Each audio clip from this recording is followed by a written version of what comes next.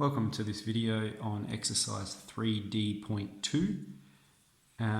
This is a fun exercise, but it is a bit challenging, and what we're actually going to be doing is making a lot of connections between the function, its derivative, and its second derivative, and particularly the effects these things have on the graph. Now, there's not a whole lot of questions for this in the textbook. In fact, we're going to go through all of them for our examples, and I've put together a booklet of old exam questions that are like this, okay? So you can probably guarantee that there will be an exam question like one of these that pops up, but there's not a whole lot of textbook questions for it. So what we're going to do is we're going to do the textbook exercise in this video, and then you'll have that exam booklet to work on throughout the rest of this chapter. So we're going to get straight into it. I'm just going to refer to this summary table throughout the video. I'm going to assume that you've read it, and we're just going to get straight into the very first example. So it says, using the graph of y equals f of x, sketch a graph of f dash of x and f dash dash of x. So the very first thing we want to do here is clearly draw a sign diagram of what the derivative function is going to look like. So if we're thinking about this one, firstly, we can see it's a quadratic, okay? It has two roots. So that means it's going to be of the form ax squared, which means the derivative function is going to be a linear equation. All right, if we find the derivative of this, it'd be 2ax, and so that's just 1x, and so there's only one root, so we're going to have a linear equation as the derivative. So that's what we can recognize just by looking at it. What f dash of x tells us is the slope, right? So what I can see is the slope is decreasing. All right, until we get to this point here, and we're just going to estimate the value of that. It's symmetric between these two roots, so it's going to be positive 1. And so we can see it's decreasing until we get to positive 1. All right, so the slope is negative until we get to positive 1, and then the slope is positive. So if I've got my sign diagram here, it's got negative slope, and then it's got positive slope. And so then what does that look like on a graph? Well, let's say here's our Cartesian plane. Here's the x value 1, and we know it's the equation of a line, okay, because it's a quadratic and we've derived it. So we're going to have the equation of a line, and it's gone from being negative to being positive, okay? Negative and then positive with a root of 1. So that's f dash of x. Let's look at the second derivative. So this is going to be f dash dash of x. And again, we're just focusing on its sign diagram to begin with. What we can see here, remember f dash dash of x tells us when it's concave up and concave down. Now we can see this quadratic is concave up for all values of x. All right, it's never ever concave down, which means it's always going to be positive. All right. The other way we can think about that is we know the first derivative is the equation of a line, which means the second derivative is just going to be a constant, and it's a positive constant, which means it's completely above the x-axis. And so the graph of that one is just going to be the equation of a line, some y equals k, some number, completely above the x-axis. All right. Now that one might be one of our trickiest examples, particularly with this second derivative. So I'm just going to leap straight into the second one, and maybe that can pick up some of the stuff you might have missed in the first example. Okay, so we're always wanting to graph the first derivative. So to do that, we're always looking at doing the sign diagram. And to find the sign diagram, we're looking at where is it increasing, where is it decreasing. And what we can see is this function, this is the main function, f of x, it's increasing until we get to here. Let's say that's negative 1, x is negative 1. And then it's decreasing until we get to here, that's x is positive 1. And then it's increasing for values after that. So in terms of slope then, it has positive slope until we get to negative 1. And in between negative 1 and positive 1, it has negative slope. And then after positive 1, we can see it's going up, so it has positive slope. Okay? And so if I'm going to draw that on a Cartesian plane, well, here's x is 1, positive 1 and negative 1. And we can see it's positive, and then it's negative, and then it's positive, okay? It's above the x-axis, it's below the x-axis, and then it's above the x-axis. All right? Now, let's look at this connection here as well. This is clearly a cubic. There's 3 roots, here, here, and here. And so that's of the form ax to the power of 3, which means the derivative is going to be of the form 3ax squared. The derivative is going to be a quadratic, and that is what we see here. Okay, we've gone from 3 roots to 2 roots. So then what's the second derivative going to be? Well, we know when we derive a quadratic, we get the equation of a line. And so that's what we're expecting as well. So f dash dash of x, let's draw the sign diagram for that one. And so we're looking at what are the intervals where it's concave up and concave down on this function. Okay, and we're going to just have to estimate the points of inflection. They're pretty clear on the graphs, but right here is a point of inflection. Okay, here it's concave down, and then here it's concave up. So it changes from being concave down to concave up. And we know if a function is concave down, so I'll just put in that x value, that's x is 0. If a function is concave down, then the second derivative is negative. And if a function is concave up, then the second derivative is positive. All that information is written on here. Yep, so if the second derivative equals 0, we have a point of inflection. If the second derivative is less than 0, we have concave down. If it's more than 0, concave up. Okay, so then the graph of the second derivative is just going to be an equation of a line. It's below the x-axis, and then it's above, and its root is x is 0. Perfect. Okay, one other connection I might point out with this one is this comment down here. Points of inflection on f of x are stationary points on f dash of x. Okay? And hence the roots of f dash dash of x. Now that's probably the most difficult sentence to understand, but I'm going to point that out pretty clearly with this example and with the next example. Okay? It says, points of inflection on f of x are the stationary points on f dash of x. So let's check. Here is the point of inflection on f of x at x is 0. And we can see ever so clearly that is the stationary point on f dash of x. That's where the slope is 0. And we can also see it's the root on the second derivative. So we have point of inflection on f of x is the stationary point on f dash of x, which is the root on f dash dash of x. Okay, I'm going to point that connection out in a few more examples. Let's move on. So here we've got C and D. Okay. And again, we're looking at this, and we should recognize, from year 11 math last year, this is again a cubic. We have a single root here and a double root here. So that's going to be a cubic. So that means our derivative again is going to be a quadratic. And this example is actually quite similar as well. Now remember, we're looking at graphing f dash of x. So we're going to start with the sign diagram of f dash of x. And we're looking at intervals, where is it increasing, where is it decreasing? And I'm just going to estimate these values because they're not really clear. But that is going to be x is 1. And then we're going to have a point of inflection at x is 2. And they're all the values we need. Okay? So what we can actually see here is it's increasing until x is 1. All right? The function, f of x, is increasing to that point. So it has positive slope. And then in between 1 and 3, it's decreasing. So it has negative slope. And then from 3 onwards, it has positive slope. Okay? And again, we've got a quadratic. All right? 2 roots. And we can see here's x is 1, here's x is 3. And it'll be looking like this. Okay? It has above the x-axis, below the x-axis, and above the x-axis.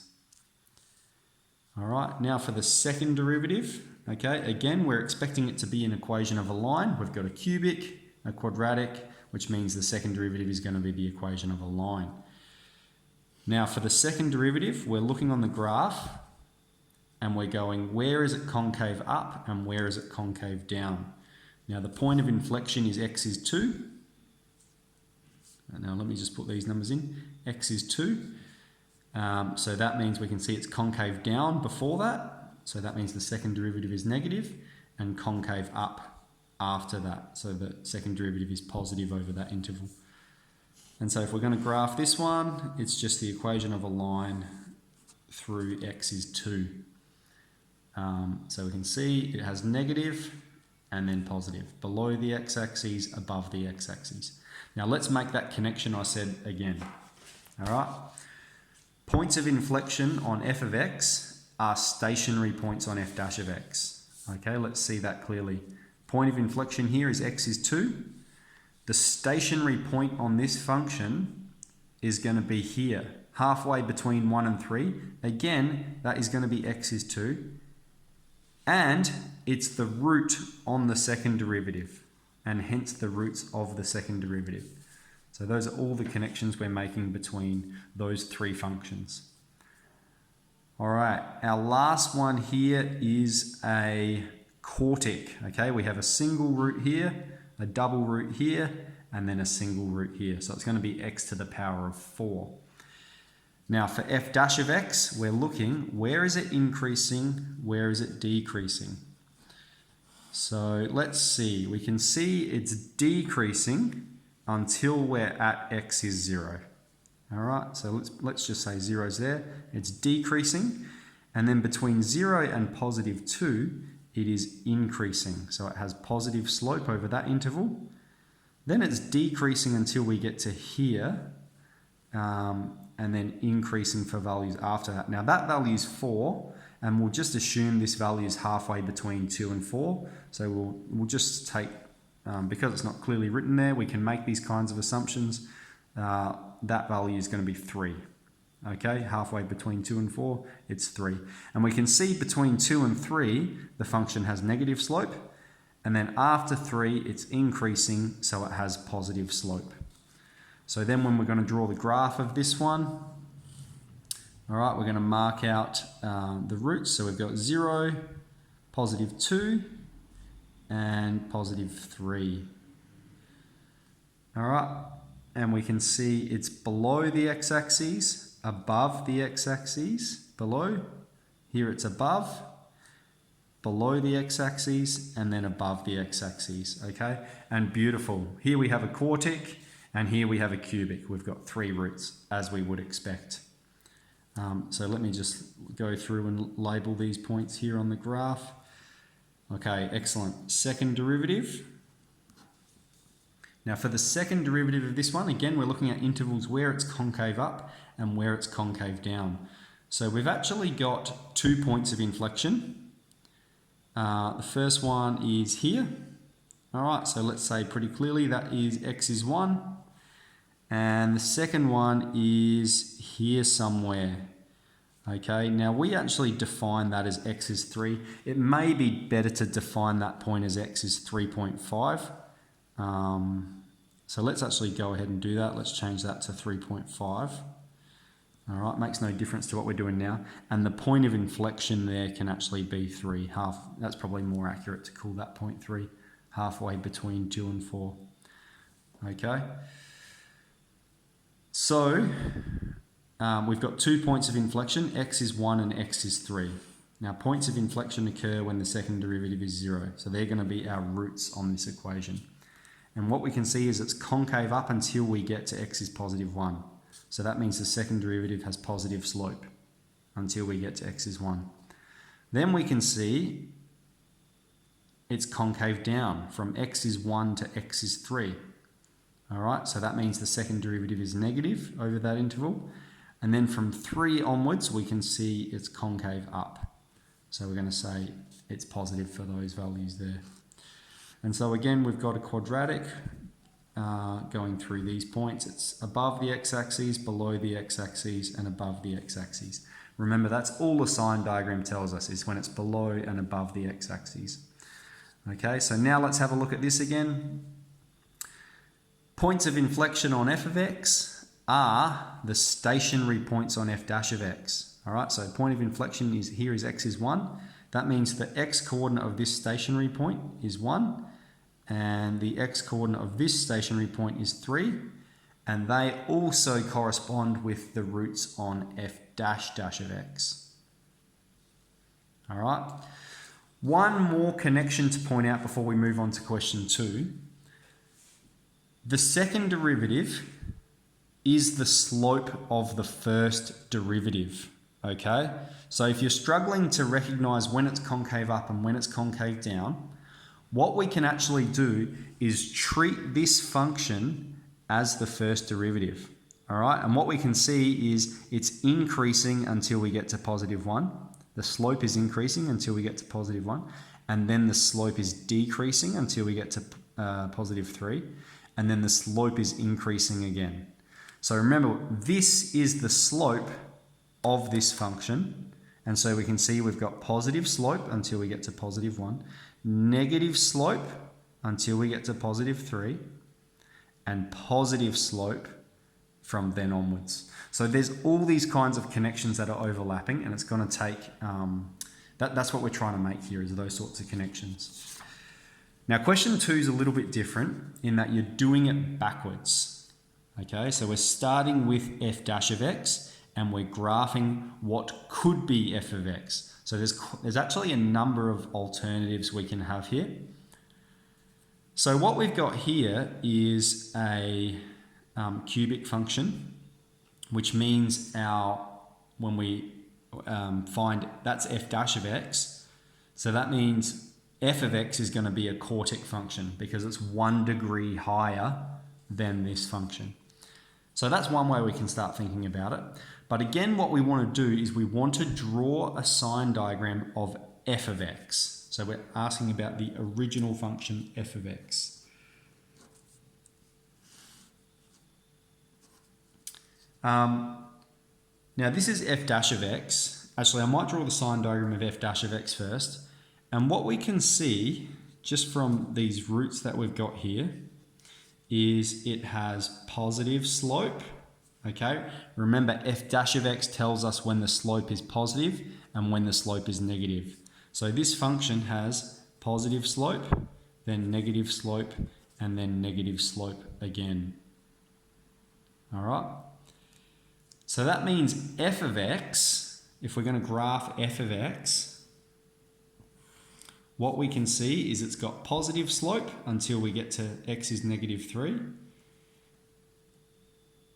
And then it has negative slope, and then it's going horizontal, and then it has negative slope again. Now what we should be remembering is that if this is the sine diagram of f dash of x, and there's two negatives here next to each other like that, that means we have stationary inflection, okay? Because what's it doing? It's decreasing, going horizontal, and then decreasing again.